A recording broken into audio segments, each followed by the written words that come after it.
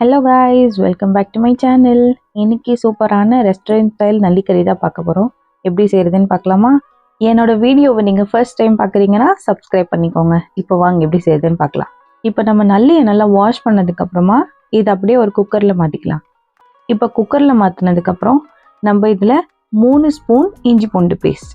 இஞ்சி பூண்டு பேஸ்ட்டு தான் அதுக்கு நல்ல ஒரு ஃப்ளேவர் கொடுக்கும். நல்லா ஜாஸ்தியாகவே சேர்த்துக்கலாம். 3 ஸ்பூன் இஞ்சி பூண்டு பேஸ்ட்டு, அதோட 1 ஸ்பூன் ஃபுல்லாக நம்ம இதில் உப்பு ஆட் பண்ணிக்கலாம்.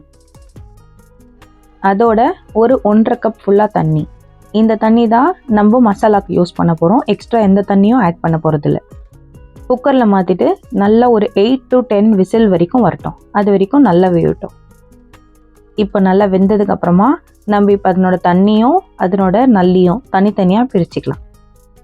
இப்போ ஒரு கடாய் எடுத்துக்கோங்க. கடாயில் இப்போ நம்ம ஒரு 3 டேபிள் ஸ்பூன் அளவுக்கு ஆயில் ஆட் பண்ணிக்கலாம்.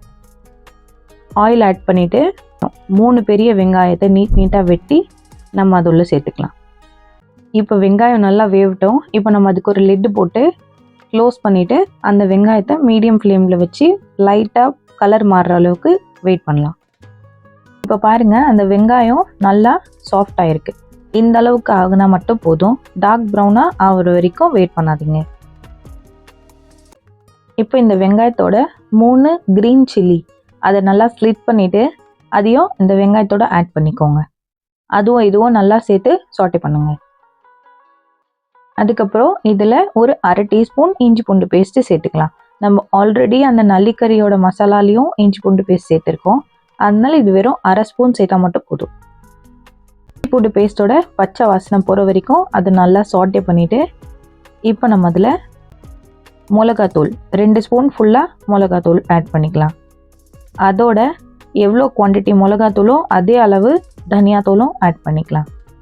ஒரு 1/2 ஸ்பூன் மட்டும் உப்பு ஆட் பண்ணிக்கலாம். ஏன்னா நம்ம ஆல்ரெடி அந்த நல்லிலையும் உப்பு ஆட் பண்ணியிருக்கோம்.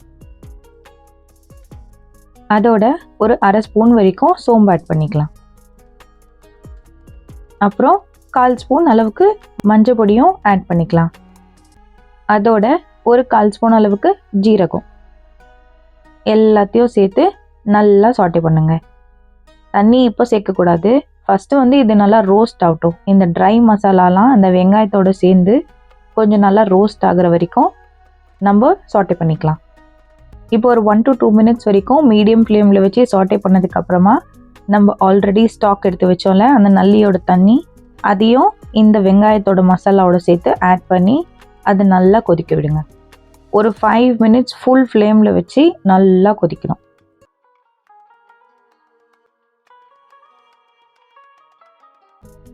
இப்போ இந்த மசாலாலாம் நல்லா கொதித்து எண்ணெயெல்லாம் மேலே வந்துடுச்சு.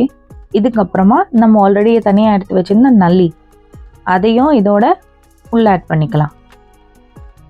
இதையும் ஆட் பண்ணிவிட்டு இந்த நல்லியில் அந்த மசாலா எல்லாமே உள்ளே சேர்ந்து அதை நல்லா மூடி போட்டு வேகட்டும். இந்த மசாலாவும் இந்த நல்லியும் ரெண்டும் சேர்கிற அளவுக்கு ஒரு 5 மினிட்ஸ் ஃபுல் ஃப்ளேமில் நல்லா கொதிக்க விடுங்க. இந்த நல்லியெல்லாம் நம்ம சாப்பிடும் போது உடம்புக்கு ரொம்ப நல்லது. கை கால் எல்லாமே நல்லா ஸ்ட்ராங்காகும். இது சப்பாத்தியோட, இட்லியோட, தோசையோட, பரோட்டாவோட இல்லைன்னா இடியாப்பத்தோட பெஸ்ட் காம்பினேஷன்.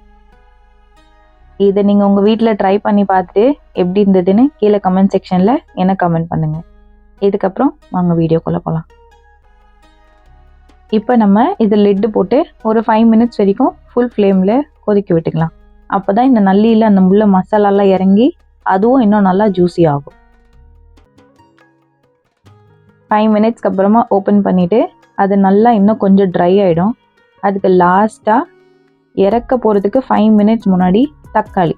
இப்போ தான் நீங்கள் தக்காளி ஆட் பண்ணணும். இதுக்கு முன்னாடி ஆட் பண்ணக்கூடாது. இறக்கிறதுக்கு 5 நிமிஷம் முன்னாடி 2 பெரிய சைஸ் தக்காளி அது நீங்கள் லாஸ்ட்டாக உள்ளே ஆட் பண்ணிவிட்டு அதை மூடி நல்லா அந்த தக்காளியும் மசிய வேகணும். அந்த தக்காளியும் நல்லா மசிய வெந்ததுக்கப்புறமாக்கா இதை ஸ்டவ் ஆஃப் பண்ணிவிட்டு நம்ம சர்வ் பண்ணலாம்.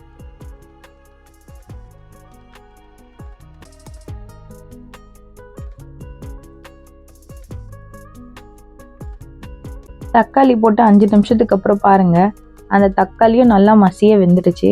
இது நல்லா ஒரு திக் கிரேவி மாதிரி இருக்குது. இப்போ நீங்கள் இதை ஸ்டவ் ஆஃப் பண்ணிவிட்டு சர்வ் பண்ணிக்கலாம். அவ்வளோதாங்க, சிம்பிளான ரெஸ்டாரண்ட் ஸ்டைல் நல்லிக்கறி சூப்பராக இருக்கும். இது உங்கள் வீட்டில் எல்லாரும் ட்ரை பண்ணிவிட்டு எப்படி இருந்ததுன்னு கீழே என்ன கமெண்ட் பண்ணிக்கோங்க. இந்த வீடியோ பிடிச்சிருந்தா என்ன சப்ஸ்கிரைப் பண்ணி லைக் பண்ணி என்னோட வீடியோவை ஷேர் பண்ணிக்கோங்க. தேங்க்யூ, பாய்.